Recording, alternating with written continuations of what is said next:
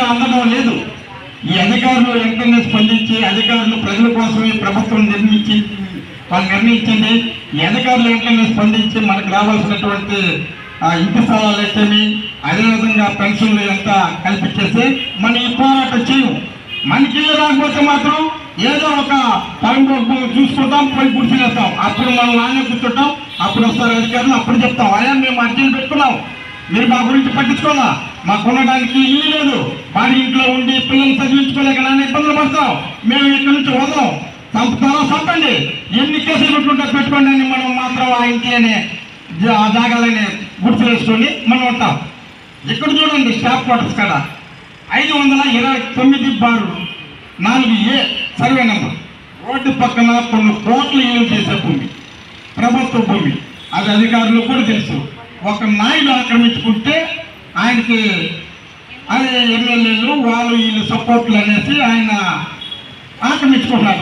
రాత్రి మట్టిదోలి మేము పొందనాల పిటిషన్ ఇచ్చాం, ఎంఆర్ఓకి ఇచ్చాం, ఇదే ఆర్డీఓ గారికి ఇచ్చాం. పరదాలు అయితే ఇప్పారు కానీ కర్రలు మాత్రం అట్లే ఉన్నాయి. ఇప్పుడు కూడా వీడియో పెడతా చూపిస్తా. మరి అతన్ని ఎందుకు చర్య తీసుకోవాలా? ఆడాడో కాళహస్తి నియోజకవర్గం నుంచి వచ్చి ఎస్వీ నాయుడు అనే మాజీ ఎమ్మెల్యే ఓటేరు చెరువుకి రాత్రి మట్టి తోలేసి ఆక్రమించుకుంటున్నారు, చెరువుని ఆక్రమించుకుంటున్నారు. 54 ఎకరాలు 34 ఎకరాలు ఉంటుంది. అదే పేదలకి పంచిపెట్టచ్చు కదా. మనం అడిగేదంతా 2 సెంట్లు ఉండడానికి ఇల్లు, మన బంగ్లాలు అడగల. మరి ఈ పేదలకు ఇస్తే 100 కుటుంబాలు జీవిస్తాయి. మరి ఎస్వీ నాయుడికి ఒక్కరికే ఎందుకు ఇవ్వాలి?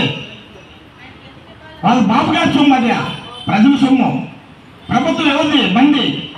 మన భూమిని మనం అడుగుతున్నాం, మాకు ఇవ్వండి అయ్యా, మా భూమి మాకు ఇవ్వండి, మేము ఉండడానికి ఇల్లు నిర్మించుకుంటున్నాం అంటున్నాం. మరి ఆ చెరువులు మాత్రం ఆయనకి మాత్రం కట్టబెట్టేదానికి ప్రయత్నాలు చేస్తున్నారు. మన సిపిఎం వాళ్ళు కూడా మన పెద్ద ఎత్తున పోరాటాలు చేయడం జరిగింది. మేము కూడా పోయి ఆ చెరువును సందర్శించినాం. ఇప్పుడు ఇదే అధికారులకు ఇప్పుడే ఆర్సీపీ ఆధ్వర్యంలో చెప్తామని హెచ్చరిస్తున్నాం. అది చెరువుగా చూసినారా సరే ఏది ఉన్నటువంటి పేద బడుగు బలహీన వర్గాల ప్రజలను అందరినీ తీసుకెళ్లి గుడిసెలు ఇప్పిస్తామని కూడా హెచ్చరిస్తున్నాం. అది కానీ చెరువుగా ఉపయోగించాలా? లేదా ఏ అధికార పార్టీకైనా ఇస్తే మనమంతా గుడిసి వేయాలా పడలేదా? ఖచ్చితంగా అది గుడిసి వేసుకొని జీవించాలా, అది మన నినాదం.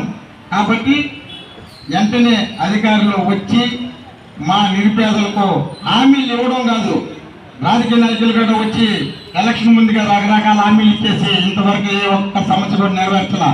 అధికారులు ఇప్పుడు ఇదే ఆర్డీ ఆఫీస్ కాడ చాలాసార్లు ధర్నాలు చేయడం జరిగింది. అర్జీలు